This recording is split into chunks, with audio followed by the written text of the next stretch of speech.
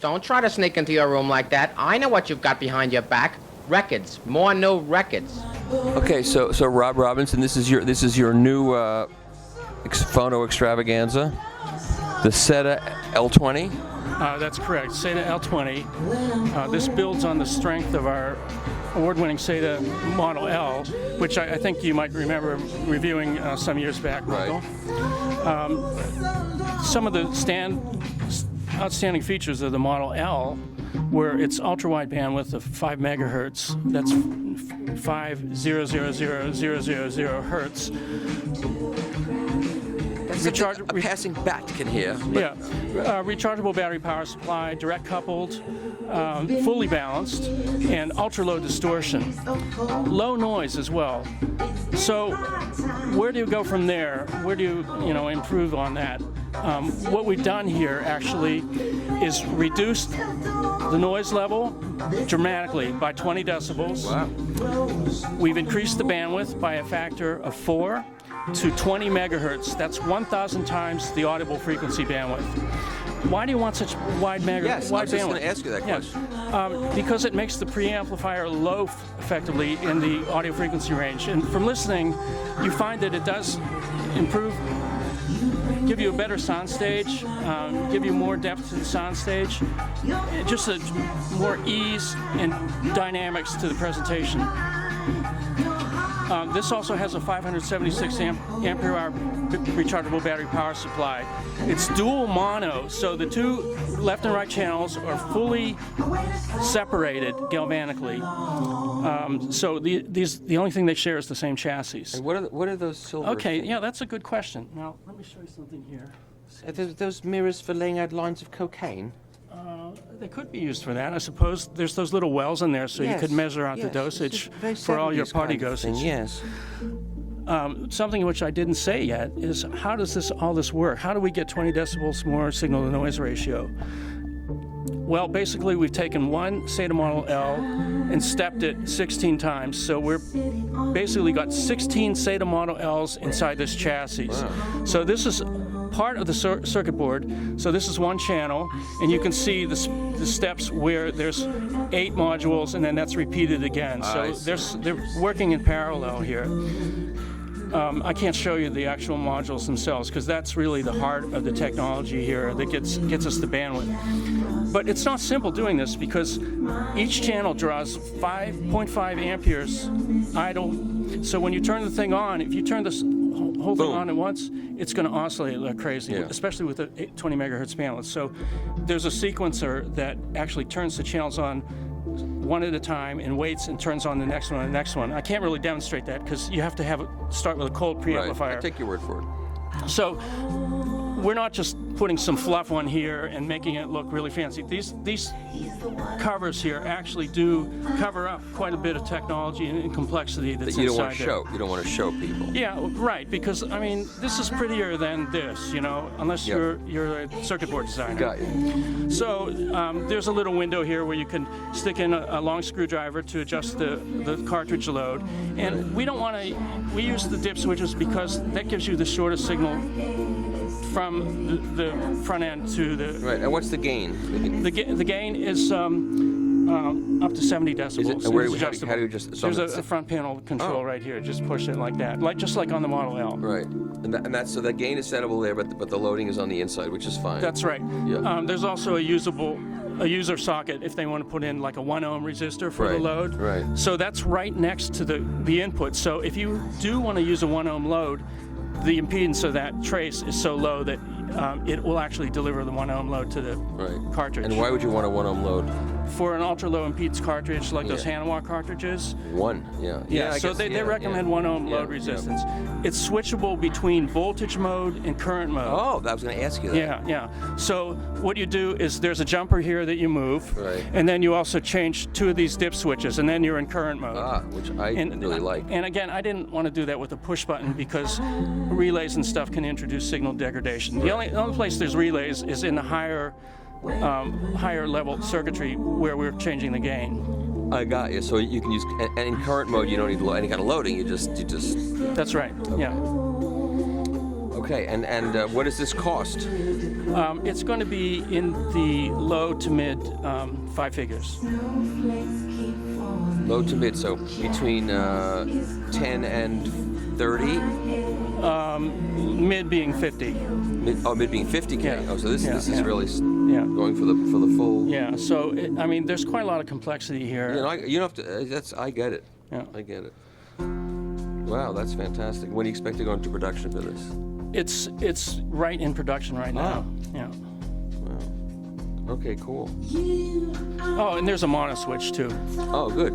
The Model L doesn't have that. So all of these. So it's each channel, there's a left for changing the gain. Right. And then there's some battery condition indicators, and here's where you can force the battery to charge or just let it be automatic. Right. Just like in the Model L. Right. And then the right channel, same thing.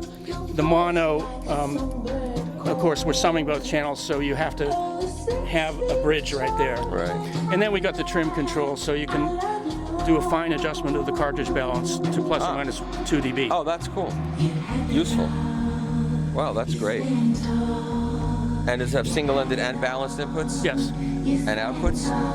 The RIAA outputs are single-ended and balanced, and the flat outputs for using RIAA in the digital domain are balanced, of course, because all pro-level converters are going to be balanced inputs. Right. So this is made to be used with your system. And of course, as well. Yeah. All right. Great. Not necessarily, but you can. Yeah. Great. Thank you, sir. We introduced Pure Vinyl 5 at the Expo here, and some of the major new features in Pure Vinyl 5 are, and I can't really demonstrate it here because I don't have an internet connection, but when you do a recording, you type in the catalog number of the album, and it goes out to the internet, looks up the track names and looks up the track times, and then fills all that information in. So when you finish the recording, it finds the tracks for you automatically. Oh, wow. Now, of course, Pure Vinyl 4 had an automatic track finder, which was very good, and it actually did some calculations to find the track intros and track outros. Because the track times are really useless. They never match up the beginning and ending of the track. Right. And oftentimes they're off by seconds, if not minutes. Right. So Pure Vinyl just uses those as a starting point and then refines that. And so we get our track intros and outros within half a heartbeat. Really? Automatically? Automatically, yeah. So that's really cool, and it's a lot of fun to use because the only typing you have to do is the album catalog number, and it fills in all the artist and album information Where's for it you. getting this information from? From Discogs. Discogs.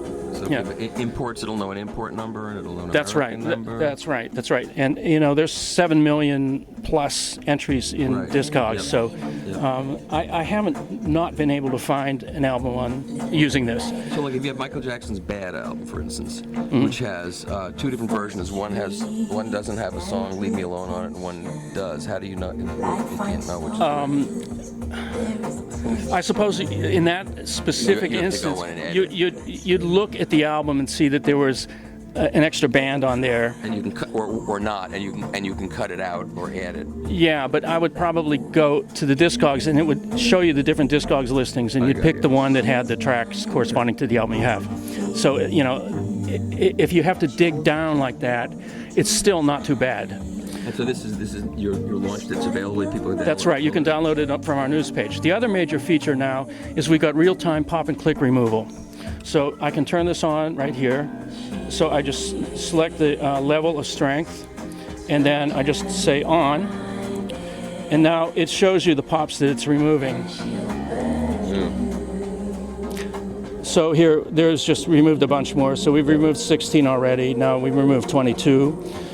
And it shows you the CPU load, just to make sure that you're not overloading CPU, because it's a very computationally intensive process. The removal itself is really pretty simple, but it's finding the pops is what makes it more difficult. How long does it take to process aside?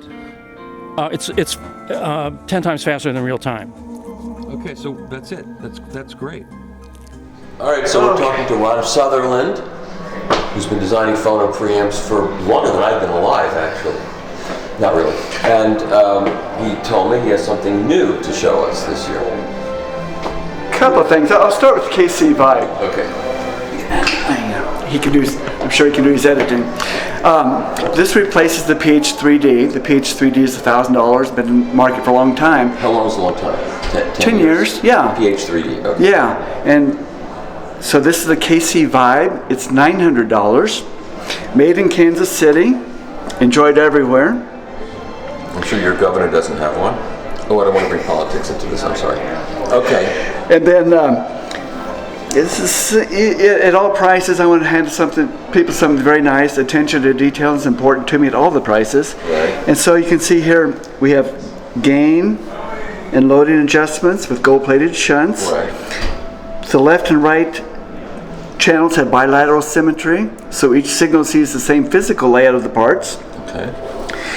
It uses, and graphics are big and bold, so you don't have to be looking for, they're easy to set So and figure out. for the elderly people. Okay, that's good. Okay. Well, here's what I don't understand. Yes. I don't see any amplification devices in there. I just see resistors and capacitors. Okay. Is that underneath? I use chips, and the chips are on the underside. Okay, good. Because I don't see. Yeah, exactly. Well, good point. And it was for a cleaner layout, and plus the advantage. My first prototype had the chips in the top. Yeah. And they're surface mount chips, and I thought, boy, if they ever need to be replaced, it's going to be a hassle. Yeah. Because it'd be. So I was thinking, not that they're going to need replaced, but from the bottom they are replaceable. I see. Well, that's a smart. I was just thinking ahead about I'm going to be shipping a lot of these things, and I Right. don't want any troubles down the road. Yep. Another. Who does the casework? Is that done? Okay. Here's the thing. I wrote up a white paper about like KC Vibe, what's new, Yeah. and I said, not much. That was my response. And I developed a paper about like there's not much new about the KC Vibe. Yeah. To stuff this board, well, I've got a big inventory of parts. Yeah. They're good parts. They work well. They're reliable. I pull the parts from that inventory Right. to the KC Vibe. I only had to add 4 parts bins Oh. to stuff this board. Couple of caps and those chips. That's it. And where's the case work made? It's made in St. Louis. Oh. It's the same people that make cool. my other cases. Oh, cool. So I use the same board supplier. I use the same case supplier. I use most all the same parts. I just simplify it. And you can get this out for $900. Yes. And it's a moving magnet, moving coil, Yep. and a 60 dB gain Yep. Yep. for $900. Yep. All right. And then here's another thing that's kind of interesting about this is like, yeah, it has an external power supply. The pejorative would be wall wart. Right. But so there's a bias against that, and for good reason. Because usually you'll see a 12 volt supply or 18, maybe even 24. Right. It's not enough voltage, and so it's not a good choice for that reason. Yeah. Because you need to have then your amplifier store for voltage. So I use a 48 volt power supply.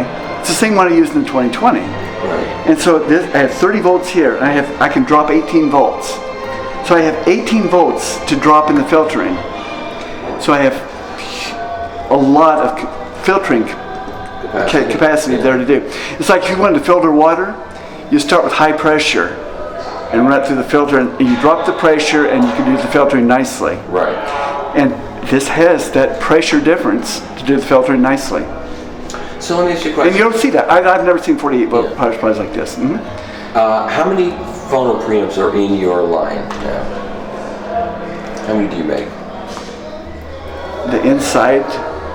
Is this pressure? Am I pressuring you? Well, yeah, sure. KC Vibe, Insight, 2020, Duo, MCX, Wow. Phono Block, Argentum Plus. So 8? Yeah. Wow. Plus the N1, which is a full feature preamp. Yeah. Yeah, 8. So this is the new work. Now the Phono Block is, what's the price point of the Phono Block? Well, the thing is, the Phono Block's been in the market for 10 years. Okay. It's been $10,000, and then any price increases, and I'm doing an upgrade. So it's a great chance to raise the price. Okay. But I decided not to raise the price. Oh, that's nice. I thought, Oh my God. and then there's an expectation. I thought, I'm just going to, Well, those are those strong Midwestern values at work. You know, kind of. buy America. If I have a chance to make it better, I'm gonna do that. And if I can still, make. So now this is all in it's a one long board. Yeah, and the Phono Block. It's the same size as the other Phono Block board, so it fits in the same case. And some year or two ago, I had the Argenta with silver wired, and I used those same concepts, some of those, to upgrade the phono block. So what's unique about this construction is I have a ground plane here, I got power planes down here, and the two are stitched together with all these capacitors. So it doesn't get any tighter low impedance. One lead the cap source at the top and the bottom. So they're stitched together, making a very low impedance power plane. How do you adjust, I see all these, how do you would make all these adjustments in gain and... Okay. I put performance above convenience. Right. And you can't have a lot of features without them getting in the way somehow or other. Okay. So I have plug-in resistors. I take it to an extreme. You plug in this resistor for gain, you plug in that resistor for loading. Oh, okay. And so I send a lot of values. If you need more values, just let me know. I see. And then that tells you which one to use. Yeah. I see. Okay. So you can kind of refer to this little table. You don't have to search the manual online or anything. So you get up to 67 dB there of gain. Yeah. Yeah. I try to put the graphics on there. Made in USA, enjoyed everywhere. And it's got grounding options about what are we going to do with this ground plane. The audio ground plane. So you can float it, you can... Yeah, you can get put it direct to right. ground or 50 ohms to ground to the chassis. Whichever way gives you the least amount of noise. Yeah, if you're chasing hum and noise loops. Yeah. Because it's hard to say which one would be the best. Yeah, and this Okay. There's another, in the phono block case, this is in a shielded compartment, the power supply is in a shielded compartment, and a ribbon cable connects the two. and there's a very big power supply. This has a robust power supply. Yeah, analog That's power a supply, lot yeah. of cost in this is that, I'm sure. Sure. And it uses 1/8" circuit boards. Yeah. And, have we talked about this before? I can't remember. I can't remember. But Okay, we'll talk, shall we? For Okay. short bit. Then you can, yes, exactly. Well, there's concern about the dielectric effect Right. of the board affecting sound quality. It makes a lousy capacitor. Right, it does. If you have everything, both channels on one board, you have to need capacitive coupling, and you can have... Well, in energy storage in the audio signal. This is a mono board, so we don't have two channels. But and so a lot of designers would go with exotic materials, Teflon boards or exotic microwave materials, and this, that, and the other. But I got a degree in physics, and I like to think about physics. And so if we want less dielectric involvement, you make it thicker. Now, You double the thickness, and the field strength goes to half. you said this is a mono board? Oh yeah, So, input output. so the $10,000 phono block comes with a pair of these? Yeah. Okay. Oh yeah, and two chassis. Right, because you have to speak up because I don't, people they've seen this out of context. They don't. Oh, exactly. Many of the people Well- don't know what this is. They know it's a phono preamp now. Sure. This is only one of two channels. So you get two of these. This is a mono board. Right, so you get two of these input-output, and you get a robust power supply in a separate box connected with a ribbon cable. We get two power supplies. Oh, one for each channel. Yeah, Okay, and so you get two chassis. You get two front panels. Right. You get, we'll take a picture of that in there. Oh, it's in there. Okay. Yeah, that's yeah, good. yeah, Okay. yeah. This is a mono board. Okay. So I did I addressed this dielectric thing. Let's go back to the physics. Yeah. And the equations are if you increase the thickness, the field strength goes down. So there's less energy in the dielectric, but make it thicker. It's also sturdier. And also you make a smaller copper area, so you use small traces for the signals. Right. And that's less electric field going into the board. Right. So I address it in those ways. I go to the So fundamentals. the people that say you need big wide traces, it's just for show, Well, maybe not. depending upon your... It's going to 7,500 ohm resistance, so that's not the issue there. Okay. But I got big fat traces down here for the power. Yep. I mean, because that's where I want them. Yep. And I use small traces so it's not spilling into the board material. And you notice the gain resistor, it's right there at the chip. I mean, it's as close as Chip possible. is right over. Yep. Yep. So I put parts on both sides to make the connections short as possible. Okay. And for people that want to tinker around, they can use different resistor values. Right, different quality. Bulk foils, or they can screw around any of that stuff. yeah. If they want capacitive loading, they can solder a capacitor to the resistor. And they can experiment without damaging So the this board. is moving coil and moving magnet, or just moving coil? Anything. Anything. Yeah. Depends on the gain. Yeah. If you have 45 gain, yeah, you're good. Or you can put bigger resistor in for lower gain. This is just kind of a starting point. Right. And you can go much lower. Okay, this is for tweakers. It's a tweaker delight. You don't have to be a tweaker. You don't have to be. But if you are, you don't have to send it back to you to change something so they can make it the way they want it. Yes. Which is good. Well, and I don't choose the options. I let the end user choose them. Right. Okay, let's go back. And if we had a front panel control, all the options would have to be right here in the board, and you can imagine how much the board would have to grow.